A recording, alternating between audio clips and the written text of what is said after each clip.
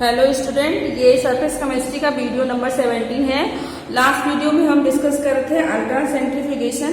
तो ultra centrifugation क्या होता है? वह प्रोसेस जो कि कोलाइडल सॉल्यूशन को प्यूरिफाई करता है, कोलाइडल सॉल्यूशन को शुद्ध करने में जिसका उपयोग किया जाता है। और अल्ट्रा सेंट्रीफ्यूगेशन प्रोसेस में कोलाइडल सॉल्यूशन को शुद्ध करने के लिए सेंट्रीफ्यूगल मशीन का उपयोग करते हैं। तो अल्ट्रा सेंट्रीफ्यूगल मशीन में कोलाइडल सॉल्यूशन को रख करके बहुत तेज स्पीड से मशीन को घुमाने पर जो कोलाइडल सॉल्यूशन के पार्टिकल होते हैं वो नीचे की तरफ टेस्ट ट्यूब के तली में एकत्रित हो जाते हैं, कलेक्ट हो जाते हैं। उसी प्रोसेस को बोलते हैं अल्ट्रा सेंट्रीफ्यूगेशन। तो यहाँ अब तक हमने क्या स्टडी किया, ये क्या हम किसके अंतर्गत स्टडी कर रहे थे? Purification of colloidal solution. तो कोलाइडल सॉल्यूशन पहले हमने देखा कि कोलाइडल सॉल्यूशन किसे कहते हैं, उसके बाद कोलाइडल सॉल्यूशन बनाते कैसे हैं, प्रिपरेशन ऑफ कोलाइडल सॉल्यूशन। और फिर जब कोलाइडल सॉल्यूशन हमने बनाया तो उसमें अशुद्धियाँ उपस्थित थी तो उसको शुद्ध किया, तो that is purification of colloidal solution.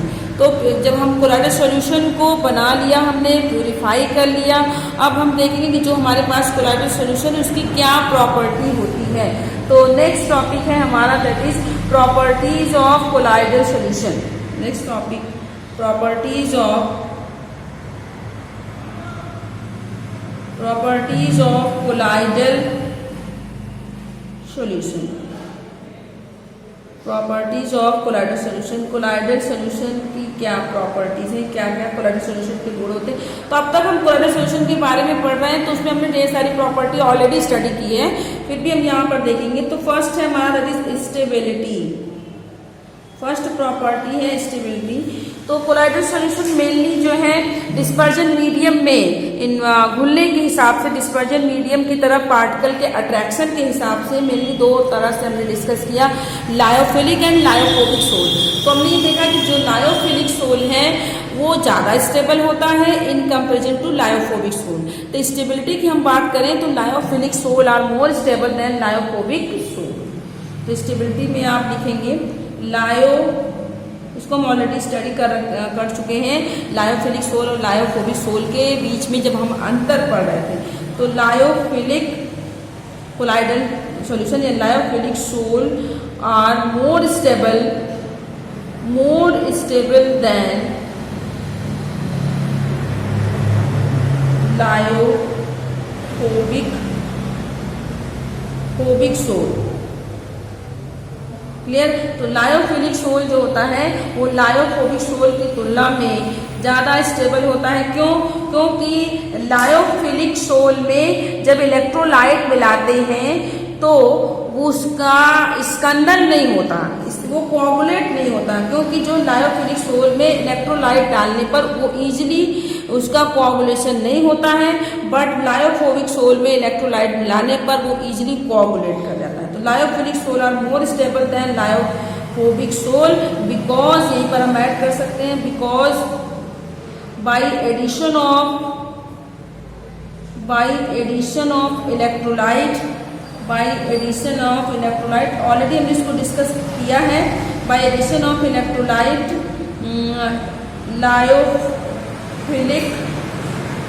Lyophilic sol cannot easily coagulate नहीं होता है। लायोफिलिक सोल जो है वो आसानी से कोआगुलेट नहीं होता, आसानी से उसके थक्के नहीं बनते, उसका स्कंदन नहीं होता। But lyophobic sol can be कोआगुलेट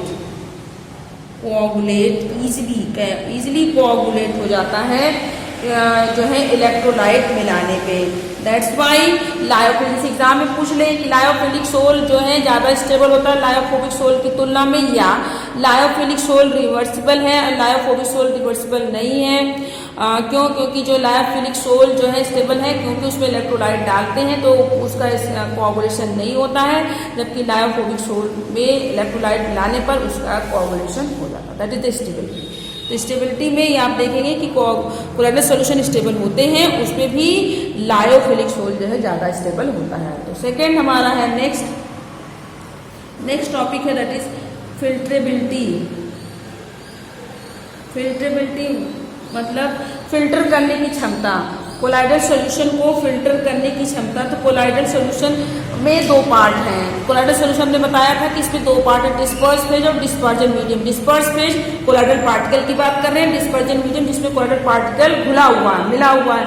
तो फिल्टर करेंगे, तो फिल्टर करने का मतलब क्या है कि डिस्पर्स फेज कोलाइडल पार्टिकल को हम डिस्पर्जन मीडियम से अलग कर दें। फिल्टर का उपयोग करें तो दोनों को अलग कर देना चाहिए। लेकिन हमने अभी पढ़ा कि ऑर्डिनरी अल्ट्रा फिल्ट्रेशन में भी हमने पढ़ा, अल्ट्रा फिल्ट्रेशन अभी हमने डिस्कस किया कि जो है ऑर्डिनरी फिल्टर पेपर के द्वारा कोलाइडल पार्टिकल को फिल्टर नहीं किया जा सकता है, लेकिन अल्ट्रा फिल्टर पेपर की सहायता से कोलाइडल पार्टिकल का शोधन किया जा सकता है, उसे अलग किया जाता है। तो सोल्यूट पार्टिकल जो है फिल्टर जो है कोलाइडल सोल्यूशन के can not be filter by the help of ordinary filter paper. सामान्य फिल्टर पेपर की सहायता से कोलाइडल पार्टिकल जो है आपके कोलाइडल सोल्यूशन के फिल्टर नहीं होते हैं। तो colloidal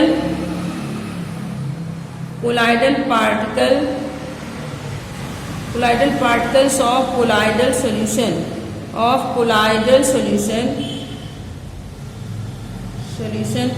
cannot filter by filter paper या ऑर्डिनरी फिल्टर पेपर इसी को कहते हैं। समान फिल्टर पेपर की सहायता से हम कोलाइडल सॉल्यूशन के पार्टिकल को फिल्टर नहीं कर सकते हैं, but by the help of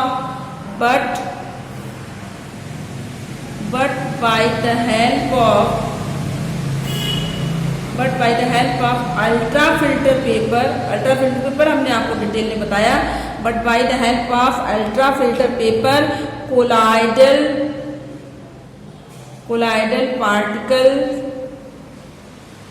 particles are filtered. इनको कोलाइडल पार्टिकल्स को हम फिल्टर कर सकते हैं। कोलाइडल पार्टिकल्स को हम जो है सॉल्यूशन से अलग कर सकते हैं, particles bye the help of ultra filter paper, क्योंकि जो अल्ट्रा फिल्टर पेपर होते हैं उसकी साइज बहुत छोटी, that is the filterability. And the next topic है हमारा थर्ड वन, हेट्रोजीनियस, बहुत इंपॉर्टेंट। हेट्रोजीनियस, ये भी हमने आपको बताया, हेट्रोजीनियस नेचर। यह हेट्रोजीनियस जो कोलाइडल सॉल्यूशन होता है वो हेट्रोजीनियस नेचर का होता है। होमोजीनियस देखने में कोलाइडल सॉल्यूशन होमोजीनियस होता है, बट एक्चुअल में जो कोलाइडल सॉल्यूशन होता है वो किस तरीके का हेट्रोजीनियस है। इसका मतलब क्या होता है, कोलाइडल सॉल्यूशन के दो फेज होते हैं, दो कंपोनेंट होते हैं। तो लिखेंगे कोलाइडल सॉल्यूशन जो है देखने में कैसा होता है homogeneous, but heterogeneous in nature. Colloidal solution और हेट्रोजीनियस इन नेचर, ये हेट्रोजीनियस नेचर का विषमांगी प्रवृत्ति का होता है colloidal solution, because it have two phases, क्योंकि इसके दो फेज होते हैं। कोलाइडल सॉल्यूशन के कितने फेज होते हैं, because it have two phases, इसके दो फेज हैं, दो कंपोनेंट हैं। कौन कौन से मैंने आपको बताए हैं। First one that is disperse phase just like solute particles को हम डिस्पर्स फेज कहते हैं। कोलाइडल सॉल्यूशन के सोल्यूट पार्टिकल को डिस्पर्स फेज कहते हैं। And the second one that is dispersion medium, परिक्षेपित अवस्था एंड परिक्षेपण माध्यम। तो डिस्पर्जन मीडियम के जो क्या है, ये कोलाइडल सॉल्यूशन के सॉल्वेंट पार्टिकल को हम डिस्पर्जन मीडियम कहते हैं। तो क्वेश्चन हो कि कोलाइडल सॉल्यूशन हेट्रोजीनियस नेचर का होता है, कोलाइडल सॉल्यूशन हेट्रोजीनियस प्रवृत्ति का है, क्योंकि वो दो फेजेस से मिलकर बना हुआ है, disperse phase and dispersion. And the next topic हमारा क्या है, next that is Brownian movement. Brownian गति, ब्राउनियन मूवमेंट। देखिए ब्राउनियन मूवमेंट क्या होता है, zigzag movement of simple size को डिफाइन करेंगे। इसको ब्राउनियन मूवमेंट क्यों कहते हैं, सबसे पहले ब्राउनियन मूवमेंट क्यों कहते हैं, क्योंकि इसको रॉबर्ट ब्राउन ने दिया था। रॉबर्ट ब्राउन, इसकी डिस्कवरी रॉबर्ट ब्राउन ने की थी, that's why it is called, due to that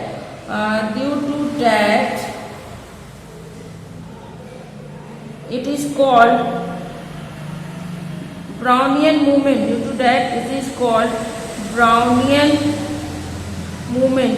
इस वजह से इसे हम ब्राउनियन मूवमेंट कहते हैं, क्योंकि जो है कोलाइडल पार्टिकल्स जो है इसको किसने दिया था, इसको रॉबर्ट ब्राउन ने। ब्राउनियन मूवमेंट जो है रॉबर्ट ब्राउन ने दिया, इसलिए हम इसको ब्राउनियन मूवमेंट कहते हैं। डिस्कवरी रॉबर्ट ब्राउन ने की, that's why it is called Brownian movement. अब हम देखेंगे what is Brownian movement. Brownian movement क्या होता है, दैट इज द जिगजैग, इसको हमने पहले ही बताया, द जिगजैग, टेढ़ी मेढ़ी। जिगजैग का मतलब होता है टेढ़ी मेढ़ी। The zigzag movement of colloidal particle. Colloidal particle का मतलब disperse phase. The zigzag movement of colloidal particles are known as Brownian movement। Brownian movement, clear. तो कभी कभी एग्जाम में अक्सर पूछता है कि ब्राउनियन मूवमेंट किसे कहते हैं, तो सिंपली आपको लिख देना है कोलाइडल पार्टिकल की टेढ़ी मेढ़ी गति को क्या कहते हैं, Brownian movement. The exact movement of colloidal particle is called Brownian movement and given by Robert Brown, इसलिए इसको हम Brownian movement कहते हैं। अब आप इसका डायग्राम बना सकते हैं। डायग्रामेटिकली आप कुछ भी टेढ़ा मेढ़ा जो है इस तरीके से पार्टिकल की गति को आप दिखा दीजिए, तो ये क्या हो गया, ब्राउनियन मूवमेंट। जैसे आप इसको जैसे किसी कमरे में आप बैठे हुए हैं और कमरे की खिड़की दरवाजे सब बंद कर दीजिए, और खिड़की में कहीं छोटा सा होल हो और आप उस होल को, और दिन का समय हो, डे टाइम हो, तो आप देखेंगे कि उस छिद्र से, खिड़की के उस होल से कमरे के अंदर प्रकाश आएगा। और उस प्रकाश को आप जब ध्यान से देखिए, उस प्रकाश की किरण को आप ध्यान से देखें, तो आप जब ध्यान से देखेंगे तो आपको दिखाई देगा, ऐसे देखेंगे तो आपको लगेगा कि उस लाइट के अंदर कुछ भी नहीं है, ट्रांसपेरेंट है, उसमें कुछ भी नहीं है। पर जब आप उसको बहुत ध्यान से देखेंगे तो आप देखेंगे कि उस लाइट जो वो आपके कमरे में अंदर जो प्रकाश आ रहा है, तो उसमें आपको छोटे छोटे पार्टिकल्स दिखाई देंगे, और वो पार्टिकल्स जो हैं काफ़ी बल्क में, बहुत ज़्यादा अमाउंट में पार्टिकल्स दिखाई देंगे और खूब तेज़ी से वो गति कर रहे हैं। और आपको उन पार्टिकल्स की जो गति होगी वो सीधी लाइन में न देख करके बल्कि टेढ़ी मेढ़ी आपको दिखाई देगी। ऐसा क्यों होता है, क्यों भाई रॉबर्ट ब्राउन ने क्यों कहा कि कोलाइडल पार्टिकल्स टेढ़ी मेढ़ी गति में मूव करते हैं, क्योंकि जब पार्टिकल्स मूव करते हैं तो आपस में एक दूसरे से टकराते हुए जब आपस में एक दूसरे से टकराते हैं तो उनका मूवमेंट जो है जिगजैग हो जाता है, टेढ़ा मोड़ा, that is called Brownian movement. And the next हमारा जो इम्पोर्टेंट इफेक्ट है, ये भी ब्राउनियन मूवमेंट भी इम्पोर्टेंट है, एग्जाम में अक्सर पूछा जाता है कि व्हाट इज ब्राउनियन मूवमेंट। तो आपको 2 लाइन में डिफिनेशन लिखनी है और उसके बाद उसको एक्सप्लेन कर देना है कि ब्राउनियन मूवमेंट किसे कहते हैं। नेक्स्ट है हमारा दैट इज हमारा fifth property, that is Tyndall effect. Most important exam में अक्सर हर साल लगभग बोर्ड एग्जाम में पूछा जाता है, इस बार भी एग्जाम में आया हुआ है टिंडल इफेक्ट। हर बार बोर्ड एग्जाम में क्वेश्चन पूछा जाता है, इस साल भी बोर्ड एग्जाम का ये क्वेश्चन है टिंडल इफेक्ट। तो मोस्ट इंपॉर्टेंट है, इंपॉर्टेंट ही नहीं बल्कि मोस्ट इंपॉर्टेंट है, ये मोस्ट इंपॉर्टेंट क्वेश्चन है ये आपके बोर्ड ऑफ एग्जामिनेशन से। तो what is Tyndall effect, simple सा आपको डिफाइन करना है। टिंडल इफेक्ट क्या होता है, तो स्कैटरिंग ऑफ, सिंपली आप एक लाइन की डेफिनेशन लिख देंगे तब भी चलेगा, बट हम इसको डिटेल में देखेंगे। स्कैटरिंग ऑफ लाइट किसकी वजह से, लाइट के प्रकाश की किरणों का प्रकीर्णन हो जा रहा है, प्रकाश की किरणें का प्रकीर्णन हो जाना किसकी वजह से, scattering of light due to colloidal particles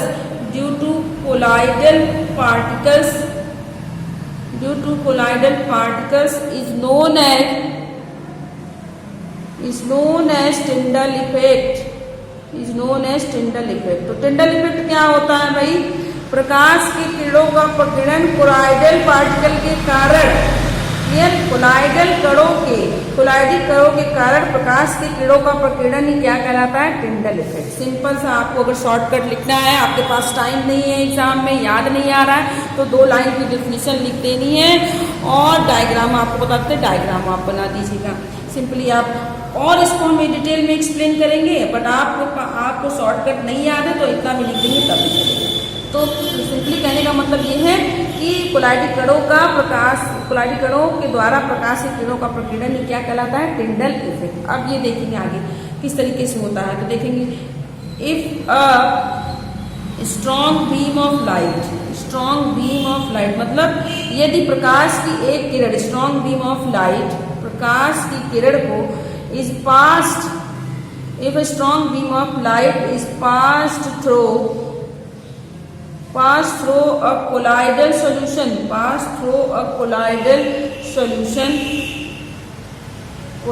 solution जो कि कहाँ पर रखा हुआ है?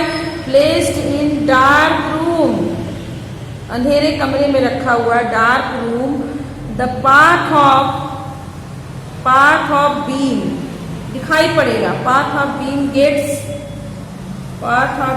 gets illuminated, प्रकाशित हुआ हमको दिखाई पड़ेगा।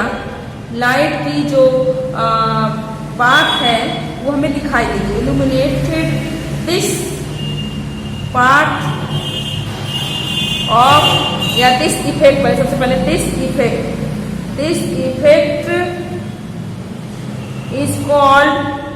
this effect is called Tyndall effect। इस इफेक्ट को क्या कहते हैं? Tyndall effect।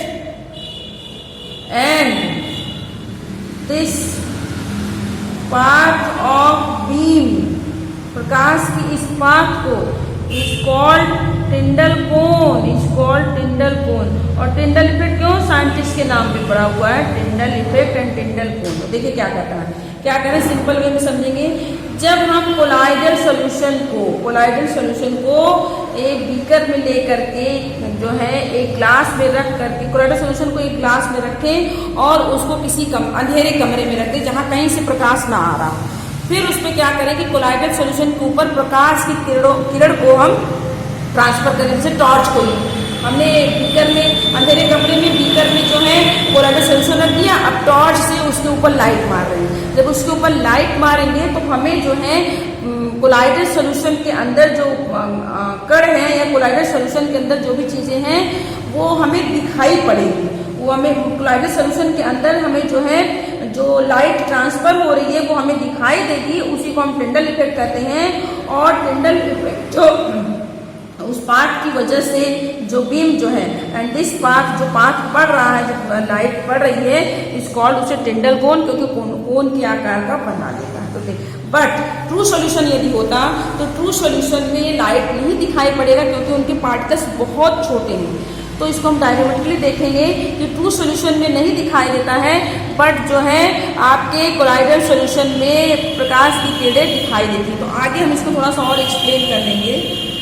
That is next है हमारा इन ट्रू सॉल्यूशन। ये हम बात करते हैं किसकी? टिंडल इफेक्ट की। किसमें हम बात कर रहे हैं? कोलाइडल सॉल्यूशन में। अब हम ट्रू सॉल्यूशन में बात करेंगे। ट्रू सॉल्यूशन, तब दोनों को हम बनाएंगे। True solution do not exhibit Tyndall effect, because, क्यों भाई? क्योंकि because the particles are too small, बहुत छोटे हैं इनके पार्टिकल। कितने? Less than 1 nanometer in size. हमने बताया particles are too small and due to that do not cause any Tyndall effect या any scattering of light. Any scattering of light का मतलब ये Tyndall effect, any scattering of light, या इसी को बोलेंगे टिंडल इफेक्ट।